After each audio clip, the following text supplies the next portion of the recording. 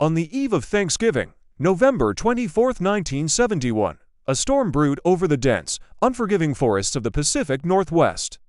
Through the turbulent night sky, a lone Boeing 727 cut its path, its passengers oblivious to the legend about to be born. On that flight, one man would vanish into the night, taking with him a secret that America would puzzle over for decades. He would become a ghost, a folk hero, a myth.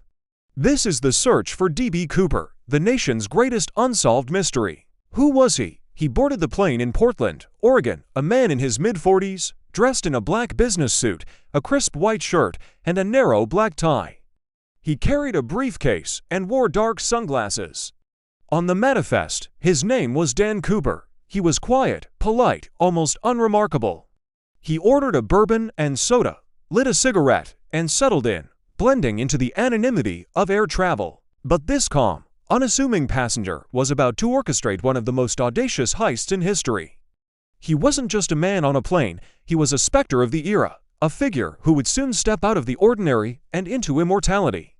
He was nobody, and he was about to become everybody's obsession. The heist began not with a bang, but with a whisper. Shortly after takeoff, Cooper handed a note to a flight attendant. Thinking it was just a lonely businessman's phone number, she slipped it into her pocket. He leaned closer. "Miss, you'd better look at that note. I have a bomb." Her blood ran cold. The note, written in neat, all-caps letters, confirmed his threat. He calmly asked her to sit beside him, then opened his briefcase just enough for her to see a terrifying cluster of red cylinders, wires, and a battery. It was a simple, chilling display. There was no shouting, no panic, just the low hum of the engines and the steady, unnerving calm of the man who now held everyone's lives in his hands. His demands were precise and strangely modest. He wanted $100,000 in unmarked $20 bills. He also requested for parachutes to primary civilian-issue parachutes and to reserve chutes. The inclusion of 4 parachutes was a masterstroke of psychological cunning. Was it for a hostage, an accomplice, or was it simply to ensure the FBI wouldn't sabotage the equipment, fearing they might kill an innocent person? He specified the money was to be delivered in a knapsack. No tricks, he warned, or the bomb would be detonated. On the ground, a frantic scramble began. The FBI worked against the clock, gathering the cash and sourcing the parachutes, all while the plane circled Puget Sound, burning fuel and buying time. As night fell, the Boeing 727 landed at Seattle-Tacoma International Airport. To avoid panic, the 36 other passengers were told the landing was due to a minor mechanical issue. They deplaned, completely unaware of the drama unfolding. In the cold, rain-swept darkness of the tarmac, the exchange took place. An airline employee delivered the money and the parachutes. Once his demands were met, Cooper was true to his word, releasing the passengers and the flight attendants. The storm was building, both outside the aircraft and within the tense atmosphere of the cabin.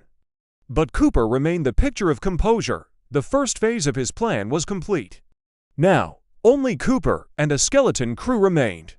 He instructed the pilot to take off again, this time heading southeast towards Mexico City.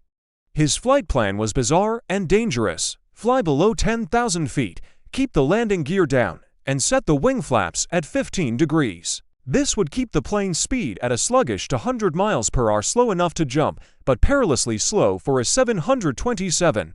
In the cockpit, red warning lights flashed, signaling the unsafe flight configuration. As the plane climbed back into the turbulent, stormy sky, Cooper gave his final instruction: lower the aft air stair, the retractable staircase at the rear of the plane. The wind howled, ripping through the cabin. Sometime after 8 p.m., somewhere between Seattle and Reno, over the rugged, black wilderness below, Dan Cooper made his move. He walked to the rear of the plane, alone against the roaring abyss. With the ransom money strapped to his body and a parachute on his back, he stepped off the stairs and into the freezing, rain-lashed night.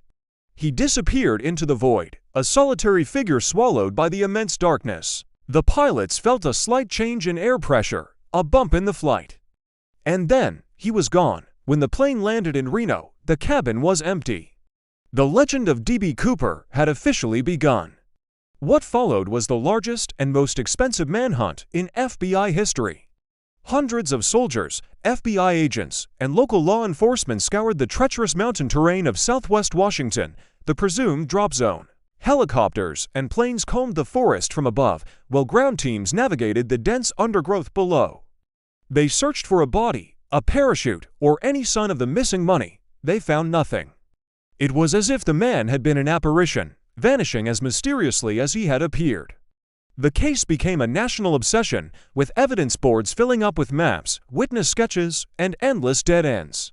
For years, the mystery lay dormant, a cold case gathering dust. Then, in 1980, a young boy on a family vacation along the banks of the Columbia River made a startling discovery. While digging in the sand, he unearthed 3 rotting bundles of cash.